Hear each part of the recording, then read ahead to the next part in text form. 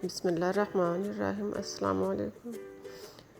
कैसे हैं आप? मुझे उम्मीद है कि आप बिल्कुल ठीक होंगे और खुशबाश होंगे। रमज़ान मुबारक का दूसरा अशरा शुरू हो चुका है। अल्लाह ताला से दुआ है कि वह हम सब की इबादत कबूल करके हमारी मग़फ़िरत करे। तो प्यारे प्यारे दोस्तों, आज मैं आपके सामने लेके आई हूँ एक और अच्छी सी और चटपटी रेसिपीज़। बहुत ही टेस्टी रेसिपीज़ है। आज मैं बना रही हूँ आलू की चटपटी और मज़ेदार टिक्कियाँ। जिसने भी ये टिक्कियाँ खाई उसने पूछा किसने बनाई हैं और कैसे बनाई हैं। तो आज मैं आपके सामने टिक्कियाँ बनाती हूँ और आप भी इसके राज और तरीका जान लें। तो प्यारे प्यारे दोस्तों, चलिए शुरू करते हैं आज की रेसिपीज़। लेकिन इससे पहले आप लोग उसे दरख्वास्त है कि मेरे चैनल को सब्सक्राइब कर लें और बेल का बटन भी प्रेस कर लें ताकि आपको मेरी हर वीडियो इसी तरह मिलती रहे। तो अब मैं शुरू करती हूँ अपनी रेसिपीज़। इसके लिए मैंने पहले आधा किलो आलू उबाल कर इनका छिलका उतार लिया है। अब मैं इनको अच्छी तरह कुचलने लगी हूँ। सारे आलूओं को खूब अच्छी तरह मैश करने के बाद देखें, मैंने सारे आलू खूब अच्छी तरह मैश कर लिए हैं। अब मैं इसमें 1 से 1.5 प्याज इस बारीक कटा हुआ इसमें शामिल किया है। अब साथ में इसमें 1 कप बंद गोभी शामिल की है।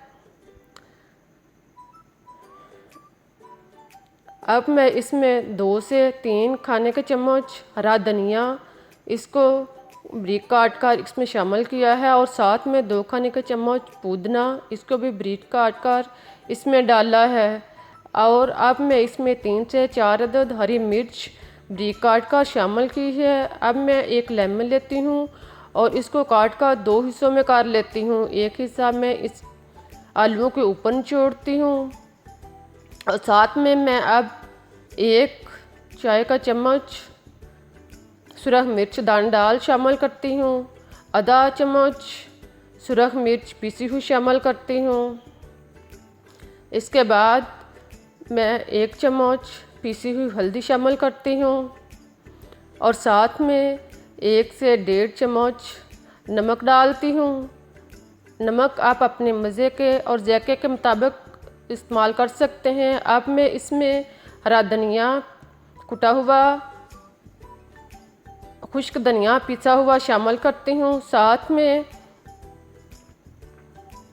जीरा पिसा हुआ 1 चम्मच शामिल करती हूँ। चाट मसाला 1 चम्मच शामिल करती हूँ।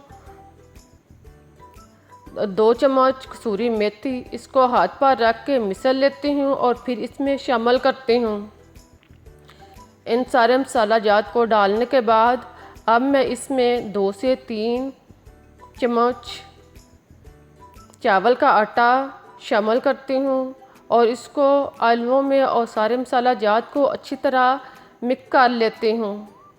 सारे मसाला जात को अच्छी तरह यकजां करने के बाद अब मैं इसको 10 से 15 मिनट के लिए ढाँप कर रख देती हूँ ताकि इसमें ज़ायका आ जाए और चावल का आटा इसमें अच्छी तरह नरम होके शामिल हो जाए। इसको दोबारा हाथ के साथ मिसलने के बाद अब मैं हाथ पर ऑयल लगाती हूँ और हाथों पर ऑयल लगाने के बाद मैं 1 चम्मच जितना मैदा लेती हूँ और उसको मुट्ठी में दबाकर फिर इसको हथेली पर गोल घुमा लेती हूँ और एक गेंदी की तरह बना लेती हूँ। अब मैं हथेली की मदद से इसको दबाकर एक टिक्की की शक्ल में बना देती हूँ और इसके अगर किनारे हमवार करने के लिए इसको हथेली पर घुमाकर बिल्कुल मुनासिब साइज़ की टिक्की तैयार कर लेती हूँ। देखिए मैंने कितनी टिक्कियाँ तैयार कर ली हैं।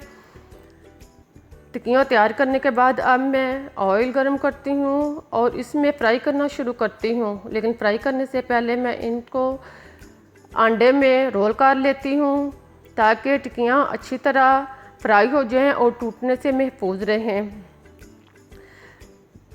अंडा लगाने के बाद मैं इनको हल्की आंच पर फ्राई करती हूँ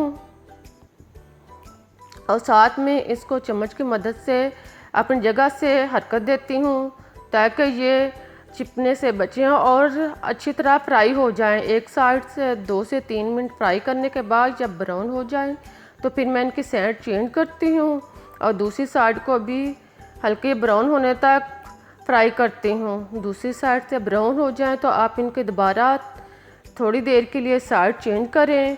इस तरह मेरी आलू की टिक्की बिल्कुल मज़ेदार और चटपटी टिक्की तैयार हो चुकी है। देखें, मैं अब इसको बाहर निकालती हूँ और एक प्लेट में रख कर गार्निश करने के बाद आपके सामने पेश करती हूँ। मैंने अपनी टिक्कियाँ फ्राई कर ली हैं और ये मेरी रेसिपी रेडी हो चुकी है।